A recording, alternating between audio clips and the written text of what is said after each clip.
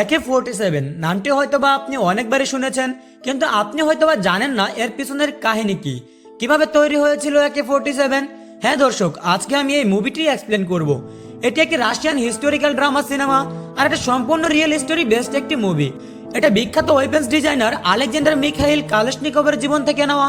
মূলত মুভিটি একটি বায়োগ্রাফি। তাহলে চলুন দর্শক, আর কথা না বাড়িয়ে শুরু করা যাক আজকের এক্সপ্লেনেশন। মুভির শুরু হয় রাশিয়ার ছোট্ট একটি জায়গা আল্টাই থেকে, আর ঠিক পরের মুহূর্তে আমরা দেখতে পাই মুভির সিন শিফট হয় 1941 সালে, মানে দ্বিতীয় বিশ্বযুদ্ধের সময়। সেখানে একটি স্থানে রাশিয়ান সৈন্যরা জার্মান সৈন্যদের প্রায় হারিয়ে দিয়েছে। কিছু সংখ্যক জার্মান সৈন্য সেখানে আছে যারা এখনো লড়ে যাচ্ছে।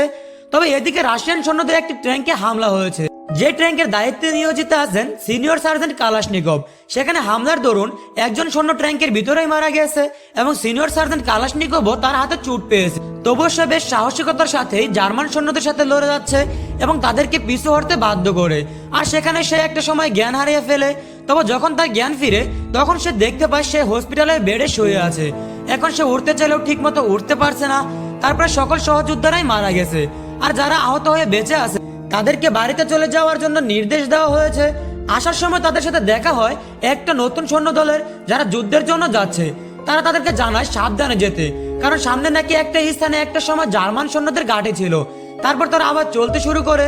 তবে কিছুটা সময় চলার পর একটা স্থানে তাদের গাড়িটা কাদায় আটকে যায়। যদিও তারা আহত ছিল, কিন্তু তারা বহু চেষ্টা করার পরেও গাড়িটা উঠাতে পারে না। তারা খেয়াল করে তাদের থেকে একটু দূরে একটা স্থান থেকে ধোঁয়া উঠছে। তখন তারা বুঝতে পারে যে সেখানে মানুষ আছে, সেখানে গেলে হয়তো বা সাহায্য পাওয়া যাবে। মানে সেটা যদি একটি কৃষকের বাড়ি হয়, তাহলে নিশ্চয়ই বাড়িতে ঘোড়া থাকবে, আর ঘোড়া দিয়ে তারা সহজে গাড়িটা কাদা থেকে তুলতে পারবে।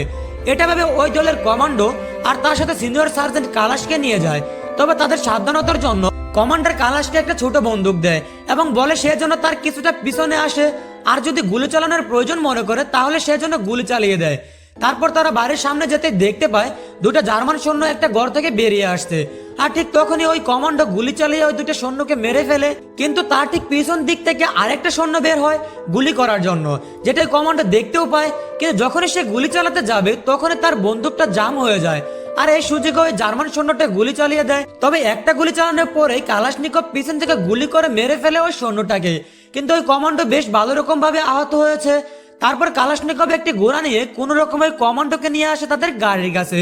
পরে কালাশনিকভ যখন ওই বন্দুকটা চেক করে, তখন সে দেখতে পায় ঠান্ডার কারণে বন্দুকের ভিতরে পানি গিয়ে বরফ জমে গেছে, আর এর ফলেই তো বন্দুকটা জাম হয়ে গিয়েছিল। পরে তারা ওই ঘোড়াটি ব্যবহার করে গাড়িটি কাদা থেকে তুলতে সক্ষম হয়। তারপর কালাশ গাড়ি থেকে নেমে চলে যায় একটি রেল স্টেশনে। সেখানে ট্রেনের ভিতর কালাশের সাথে দেখা হয় আরেকটা আহত সৈন্যর।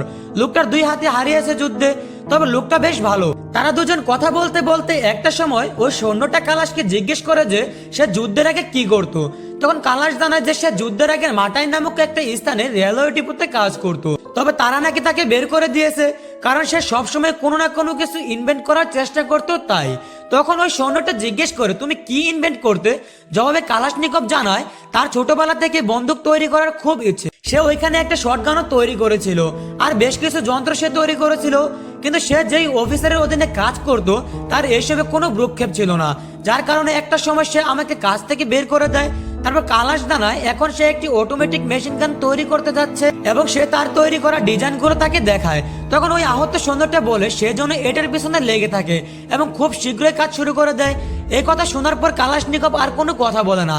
তারপর রাত পেরিয়ে সকালবেলা ট্রেনটি যখন মাটাই নামক স্থানে এসে পৌঁছায়, যেখানে কালাশনিকভ যুদ্ধের আগে কাজ করত, তখন সেখানে নেমে যায় কালাশনিকভ, আর সে চলে যায় আগে সে যে রেলওয়ে ডিপোতে কাজ করতো সেখানে গিয়ে সে দেখা করে সেই অফিসারের সাথে, যেই অফিসার একটা সময় কালাশকে কাজ থেকে বের করে দিয়েছিল। আর কালাশনিকভকে দেখে ওই অফিসার চিনতে পেরে যায় এবং কালাশনিকভ কিছু বলার আগে সে বলে তার জন্য এখানে কোনো কাজ নেই, সে এখন এখান থেকে যেতে পারে।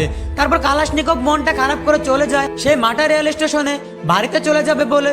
তবে হঠাৎ সে খেয়াল করে ওই সময় একজন বড় কর্মকর্তা লেফটেন্যান্ট বেসরো ট্রেন থেকে নেমে যাচ্ছিল। তখন সে দৌড়ে তার সাথে দেখা করার জন্য যায় এবং কালাশনিকভ তখন লেফটেন্যান্ট বেসরোরকে জানায় যুদ্ধে আহত হওয়ার কারণে সে এখন ছুটিতে আছে। কিন্তু সে যুদ্ধ করার সময় দেখেছে বর্তমানে সৈনিকদের হাতে যে বন্দুকগুলো আছে এটির অবস্থা বেশি একটা ভালো না, কারণ এটি যে কোনো সময় জাম হয়ে যায় এবং বেশি ঠান্ডার ভিতরে পানি গেলে এটি জমে যায়। তবে সে এটার সমাধান করতে পারবে, কিন্তু এখন তার প্রয়োজন একটি জায়গা যেখানে বসে সে কাজগুলো করবে। এসব শোনার পর লেফটেন্যান্ট বেসারও কালাশকে অনুমতি দিয়ে দেয়। তখন তার অনুমতি নিয়ে চলে আসে কালাশনিকভ সেই অফিসারের কাছে, যে অফিসার একটু আগেই কালাশনিকভকে বলেছিল তোমার জন্য এখানে কোনো কাজ নেই। এখন সে আর কালাশনিকভকে তাড়িয়ে দিতে পারবে না, সে বাধ্য হয়ে কালাশনিকভকে তার কাজের জন্য একটা জায়গার ব্যবস্থা করে দেয়। আর এরপর কালাশনিকভ তার কাজ শুরু করে দেয়। কালাশনিকভ কাজ শেষে ওইখানেই ঘুমাতো। এভাবে চলতে থাকে তার কাজ। তবে যখন বন্দুকের পার্টসগুলো তৈরি করা হবে তখন কালাশনিকভ আর একা পেরে ওঠে না, কারণ তার সব কাজই করা লাগতো সিঙ্গেল হ্যান্ডে, মানে এক হাতে। তাই সে তার কাজের সহযোগিতা করার জন্য কিছু লোক চায় সেই অফিসারটার কাছে, কিন্তু সে জানায় তাকে এখানে যে কাজ করার জায়গা দিয়েছে এটাই তো অনেক বেশি। সে সাফ জানিয়ে দেয় সে কোনো লোক দেবে না। এরপর কালাশনিকভের কিছু করার থাকে না, আর তাই সে নিজের বন্দুকের পার্টসগুলো নিজেই বানাতে থাকে।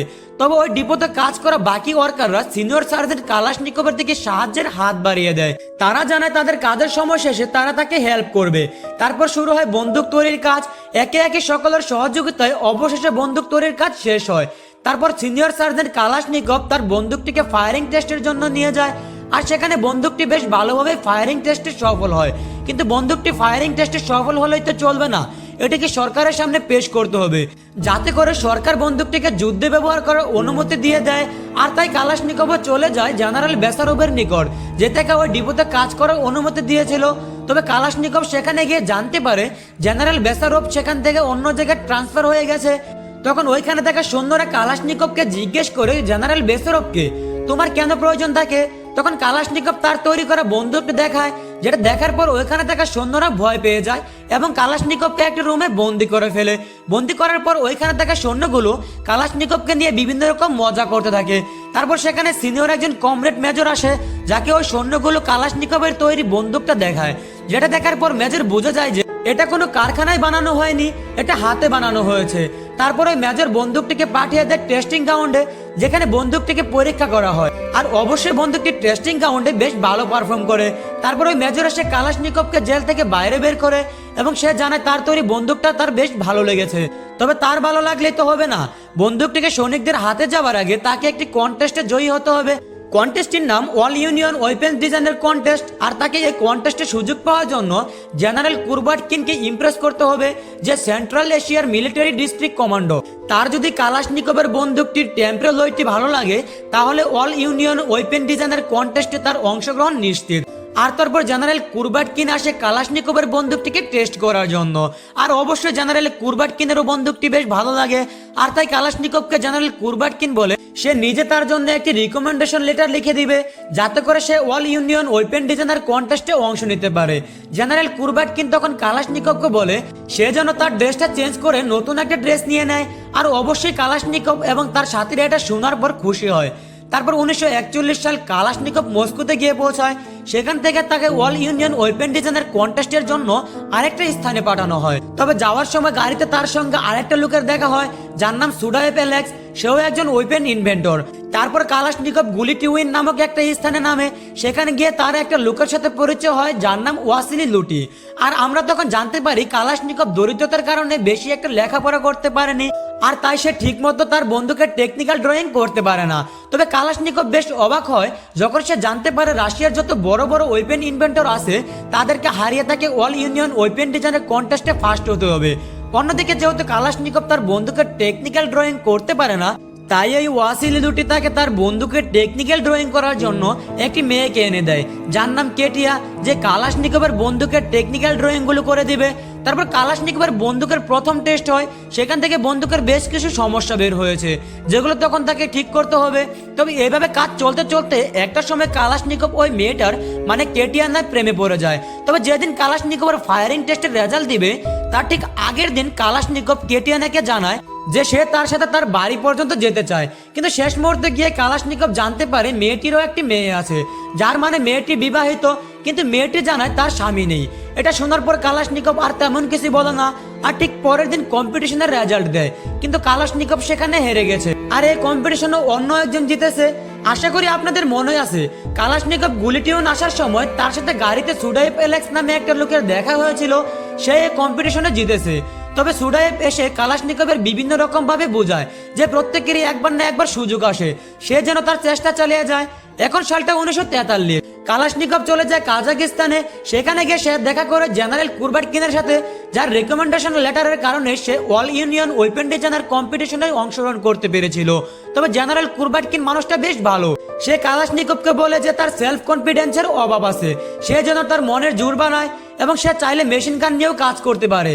তারপর কালাশনিকভ বহু কষ্টে নতুন একটি মেশিন গান তৈরি করে এবং টেস্ট করার পর দেখতে পায় মেশিন গানটি বেশ ভালোভাবে কাজ করছে।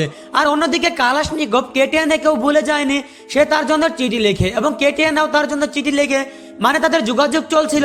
তারপর কালাশনিকভ তার নতুন মেশিন গানটি নিয়ে বের হয়ে পড়ে গুলিটিউনের উদ্দেশ্যে, যেখানে তার নতুন মেশিন গানটি ফাইনাল টেস্ট করা হবে। কালাশনিকভকে নিতে এসেছে ক্যাপ্টেন লভভ। তারপর ট্রেন স্টেশনে কালাশনিকভের সাথে দেখা হয় একজন মানুষের, যে ছিল যুদ্ধ অপরাধী, যেটা ছিল কালাশনিকভের নিজের আপন ভাই। আর কালাশনিকভ তার ভাইকে এখানে দেখেও কোনো কথা বলতে পারে না। এদিকে ক্যাপ্টেন লভভ এটা দেখতে পায় যে একটা লোক কালাশনিকভকে ডাকছে, কিন্তু যখন ক্যাপ্টেন লভভ কালাশনিকভকে জিজ্ঞেস করে ওইটা কে ছিল, তখন কালাশনিকভ জানা আমি জানি না। এরপর যখন তারা বৃষ্টির মাঝে একটি রাস্তা দিয়ে হেঁটে যাচ্ছিল, তখন কালাশনিকভ দেখতে পায় তারা ভুল রাস্তায় এসেছে। আর এটা নিয়ে কালাশনিকভের সাথে ক্যাপ্টেন লভভের লেগেছে হাতাহাতি। একটা সময় ক্যাপ্টেন লভভ কালাশনিকভকে গুলি করার চেষ্টা করে। আসলে ট্রেনে ওঠার সময় যখন কালাশনিকভের ভাই কালাশনিকভকে ভাই ভাই বলে ডাকছিল, তখন এটা ক্যাপ্টেন লভভ দেখতে পেয়েছিল। আর এই কারণে ক্যাপ্টেন লভভ ভেবেছে কালাশনিকভ হয়তো বা একজন দেশদ্রোহী, তাকে মারার জন্য ভুল রাস্তায় নিয়ে এসেছে। কিন্তু যখন মারামারির এক পর্যায়ে কালাশনিকভ ক্যাপ্টেন লভভকে মারার সুযোগ পেয়েও মারে না, তখন সে বুঝতে পারে সে ভুল ছিল। তখন তারা এই বিষয়টা ওইখানে শেষ করার সিদ্ধান্ত নেয়। তারপর কালাশনিকভ প্রথমে গিয়ে কেটিয়ানার সাথে দেখা করে। তারপর তারা বেশ ভালো একটা সময় কাটায়। আর ঠিক কয়েকদিন পরে কালাশনিকভের মেশিন গানটি ফায়ারিং টেস্টের জন্য নেওয়া হয়। তবে একটা সমস্যা হয়েছে, এবার কম্পিটিশনে যত মেশিন গান ছিল সবগুলো রিজেক্ট করে দেওয়া হয়েছে, কারণ মেশিন গানগুলো তৈরির জন্য অনেক পরিমাণে রিকোয়ারমেন্টসের প্রয়োজন, যেটা এই যুদ্ধের সময় প্রোডাকশন করা সম্ভব নয়। কিন্তু আসার খবর হচ্ছে তাদেরকে আবার আরেকটা সুযোগ দেওয়া হবে, যাতে করে তারা নতুন আরেকটা বন্দুক তৈরি করতে পারে। এটা শোনার পর কালাশনিকভ সেখান থেকে রেগে চলে যায় ডাক্তারের কাছে। সে ডাক্তারকে গিয়ে বলে তাকে যেন যুদ্ধে যাওয়ার পারমিশন দিয়ে দেয়। তখন তাকে ওই ডাক্তার বলে তার হাতটা সোজা করতে, কিন্তু কালাশনিকভ সেটা করতে পারে না। আর তা সে যুদ্ধেও যেতে পারবে না, কারণ সে সম্পূর্ণ সুস্থ না। তখন তার সাথে দেখা করে ক্যাপ্টেন ওয়াসিলি লুটি। সে তাকে জানায় সে যদি চেষ্টা করে তাহলে সে ভালো কিছু বানাতে পারবে, এই বিশ্বাস আছে তাদের তার প্রতি। সে তাকে আবার কাজ শুরু করার পরামর্শ দেয় এবং সে জন্য বিষয়টা সময় নিয়ে চিন্তা করে। তারপর রাত্রেবেলা কালাশনিকভ শুয়ে শুয়ে চিন্তা করে সে যদি ওই দিন মাটা স্টেশন না নামতো তাহলে তার জীবনটা আজ অন্যরকম হতে পারতো। সে হয়তো বা তাদের গ্রামে তার মায়ের সাথে এখন কাজ করতো। যাই হোক, পরের দিন সে তার গার্লফ্রেন্ডের বাড়িতে যায় এবং তাকে দেখে কেটিয়ানের মা জিজ্ঞেস করে কাজ শেষ হলে আবার সেও চলে যাবে নাকি। আসলে কেটিয়ানের আগের স্বামী এভাবে কাজ করতে এসে কেটিয়ানাকে বিয়ে করেছিল, কিন্তু একটা সময় কেটিয়ানাকে ছেড়ে চলে যায়। আর এজন্য কেটিয়ানের মা এই কথা বলে। তবে কালাশনিকভ এই কথা শোনার পর কেটিয়ানাকে সেখানেই বিয়ের প্রস্তাব দেয়। কিন্তু পরের দিন ঘটে আরেক ঘটনা। তৎকালীন সোভিয়েত ইউনিয়ন যুদ্ধে জয়লাভ করে সকলে আনন্দে দিশেহারা, কিন্তু কালাশনিকভের মনে ঢুকে আরেক ভয়, কারণ এখন যুদ্ধ শেষ হয়ে গিয়েছে। এখন আর সৈন্যদের তেমন একটা বন্দুকের প্রয়োজন হবে না যদি তারা এই কম্পিটিশন বন্ধ করে দেয়। এসব ভেবে কালাশনিকভ দেখা করতে যায় কমরেড কর্নেলের সাথে। তখন সে কমরেড কর্নেলকে বলে আমাদের এতদিনের কষ্ট কি বিফলে যাবে? কিন্তু কমরেড জানায় যে তার কাছে উপর থেকে নির্দেশ এসেছে এই কম্পিটিশন চালু রাখার জন্য, তুমি এটা নিয়ে কাজ করতে পারো। আর এটা শোনার পর কালাশনিকভ বহাল তবিয়তে কাজ শুরু করে। তবে হঠাৎ একদিন সেখানে দেখা করতে আসে সুডায়েভ, যার তৈরি PPS-43 বন্দুকটি বেশ সারা ফেলেছিল, যে কিনা কালাশনিকভের বন্দুকটির মডেলটি দেখে বেশ প্রশংসা করে। যদিও সে নিজেও এই কম্পিটিশনে ছিল। তার কিছুদিন পর Kalashnikov cobra fire arms plant নামে একটা স্থানে যায়। তবে কালাশনিকভ বেশ নার্ভাস ছিল। ওই কোব্রা ফায়ার আর্মস প্লান্টটি পরিচালনা করে জেনারেল ডেক্টারভ, যে কিনা ওই কম্পিটিশনে অংশগ্রহণ করেছে। তখন তার স্ত্রী কেটিয়া তাকে বলে যে সে পুরো সোভিয়েত ইউনিয়নের মাঝে সবচেয়ে ভালো ওয়েপন ডিজাইনার। যেটা শোনার পর কালাশনিকভ তার মনে বেশ সাহস পায়। তারপর সালটা তখন 1947। কালাশনিকভ কোব্রা ফায়ার আর্মস প্লান্টে এসেছে। সেখানে তার সাথে পরিচয় হয় আলেকজান্ডার নামে একটা মানুষের, যাকে কালাশনিকভকে সাহায্য করার জন্য দেওয়া হয়েছে। সেখানে তারা জেনারেল ডেক্টারভের একটি গাড়ি দেখতে পায়, যেটা জেনারেল ডেক্টারভ স্টিলেনার কাছ থেকে গিফট হিসেবে পেয়েছে। যাই হোক, কালাশনিকভ এবার তার বন্দুকটি তৈরির কাজ বহাল তবিতে শুরু করে এবং বন্দুকটা সে একদম সিম্পল ভাবে তৈরি করে, যাতে সবকিছু সহজে কাজ করে। আর অবশেষে সে তার প্রোটোটাইপ তৈরি করে ফেলে। এখন সময় সেটা টেস্ট করার। কিন্তু কালাশনিকভ যখন তার বন্দুকটিকে টেস্ট করার জন্য নিয়ে যায়, তখন তারা জানায় এখন জেনারেল ডেক্টারভের বন্দুকের টেস্ট চলছে। আর কালাশনিকভকে তার প্রোটোটাইপ টেস্ট করাতে চাইলে আরো 2 দিন অপেক্ষা করতে হবে, যেটা কালাশনিকভের দ্বারা কোনোভাবে সম্ভব ছিল না, কারণ এমনিতে সে গত কয়েকদিন ধরে ঘুমাতে পারছে না এইটার কারণ। তখন সে তার সাথে থাকা আলেকজান্ডারকে বলে সে বুলেটের ব্যবস্থা করে দিতে পারবে কিনা। ছেলেটা কোথা থেকে যেন বুলেট জোগাড় করে নিয়ে আসে এবং কালাশনিকভ ওই মিলিটারি ফ্যাসিলিটির ভিতরে একটা লোহার ড্রামে গুলি করে তার প্রোটোটাইপ টেস্ট করতে থাকে। আর অবশ্যই বন্দুকের গুলির শব্দে কালাশনিকভকে তারা অ্যারেস্ট করে নেয়, কিন্তু কালাশনিকভের মুখে ছিল হাসি, কারণ সে পরীক্ষা করে বুঝতে পেরেছে যে তার প্রোটোটাইপ একদম পারফেক্ট হয়েছে। তারপর সেখান থেকে কালাশনিকভকে নিয়ে যাওয়া হয় জেনারেল ডেক্টরোভের কাছে। তবে জেনারেল ডেক্টরোভ তখন কালাশনিকভকে বলে যে সে তার প্রোটোটাইপ ফাইনাল টেস্টের আগে একবার এক্সামিন করতে চায়, কিন্তু বিষয়টা বড় অদ্ভুত, কারণ কোনো ওয়েপন ডিজাইনার তার প্রোটোটাইপ ফাইনাল টেস্টের আগে অন্য কোনো ওয়েপন ডিজাইনারকে দেখাবে না। তবে ডেক্টরোভ কালাশনিকভকে জানায় যে তার প্রোটোটাইপের মডেল সে চুরি করবে না, এমনিতেও তার প্রোটোটাইপের মডেল তৈরি হয়ে গিয়েছে। তারপর কালাশনিকভ তার প্রোটোটাইপের মডেলটা জেনারেল ডেক্টরোভকে দেখায় এবং সেটা দেখার পর বেশ ইমপ্রেস হয় এবং বলে যে কালাশনিকভের এই মডেলের সামনে তার মডেল কিছুই না এবং এই কম্পিটিশন কালাশনিকভই জিততে যাচ্ছে। সে তখন তার মডেলটাকে কোনো এক আলমারিতে তুলে রাখতে বলে। তারপর আসে ফাইনাল ডে, যেদিন বন্দুকগুলোকে টেস্ট করা হবে। সেখানে কালাশনিকভের বন্দুক সহ দুইটি বন্দুককে টেস্ট করা হয়। প্রথম বন্দুকটি বালকিন নামে একটা লোকের, যে বন্দুকটা পানিতে ভিজিয়ে কিছু গুলি চালানোর পর বন্দুকটির ম্যাগাজিন জাম বেজে যায়। আসলে বন্দুকগুলো পানিতে ভিজিয়ে এবং ধুলোবালির মাধ্যমে এক্সামিন করা হয় এটা দেখার জন্য যে এই রকম পরিস্থিতিতে বন্দুকগুলি কি ভালোভাবে পারফর্ম করে কিনা। তারপর ডিমেন্টিয়াপ নামে একটা লোকের বন্দুককে এক্সামিন করা হয়, যেটা ধুলোর কারণে জাম বেজে যায়। আর এবার পরীক্ষা করা হয় কালাশনিকভের বন্দুকটার, যেটা পানিতে এবং বালিতে সমানভাবে পারফর্ম করে। আর অবশ্যই এই কম্পিটিশনে কালাশনিকভ জয়লাভ করে। তারপর এই খুশি সংবাদটা কালাশনিকভ নিজে গিয়ে তার স্ত্রী কেটিয়াকে দেয় এবং তার স্ত্রী কেটিয়াও তাকে একটা খুশি সংবাদ দেয়, সেটা হলো সে প্রেগনেন্ট। তারপর প্রায় 2টা বছর কেটে গেছে, এখন সাল 1949। কালাশনিকভ মস্কোতে এসেছে, সেখানে তার সাথে দেখা করে কমরেড মার্শাল বোর্নো, যে কালাশনিকভকে তার গাড়িতে করে একটা স্থানে নিয়ে যায় এবং রাস্তায় কমরেড মার্শাল জানতে পারে কালাশনিকভ এতদিন যাবৎ বাড়িতে যায় না, যে এখন গেলে হয়তোবা তার মাথাকে চিনতে পারবে না। তারপর আমরা দেখতে পাই কালাশনিকভকে একটা গ্রাউন্ডে নিয়ে যাওয়া হয়, যেখানে অনেকগুলো সৈনিক একসাথে দাঁড়িয়ে আছে প্যারেডের জন্য। ওই সৈনিকগুলোর হাতে আমরা দেখতে পাই কালাশনিকভের তৈরি AK-47 বন্দুকটি। আর হ্যাঁ, এখানে বলে রাখি বন্দুকটির নাম AK-47 রাখা হয়েছে কারণ AK-47 এর মানে এস্টিমেট কালাশনিকভ। যেহেতু বন্দুকটি 1947 সালে তৈরি করা হয়েছে, তাই সেখান থেকে 47 সংখ্যাটা এসেছে। তারপর কালাশনিকভকে যথার্থ সম্মান দিয়ে এবং এই পর্যন্ত সোভিয়েত ইউনিয়নের যত ওয়েপন ডিজাইনার ছিল সবাইকে ধন্যবাদ জানিয়ে সবশেষে পরিচয় করে দেওয়া হয় সিনিয়র সার্জেন্ট মিখাইল কালাশনিকভকে। এবং কমরেড মার্শাল কালাশনিকভকে জানায় যে সে তার ছুটির আবেদন স্বাক্ষর করে দিবে, সে এখন তার বাড়িতে যেতে পারবে। তারপর আমরা দেখতে পাই অবশেষে কালাশনিকভ তার বাড়িতে ফিরছে, তার সাথে রয়েছে তার স্ত্রী এবং তার ছেলে মেয়ে। ফাইনালি কালাশনিকভ তার মা বাবার সাথে দেখা করতে পারে।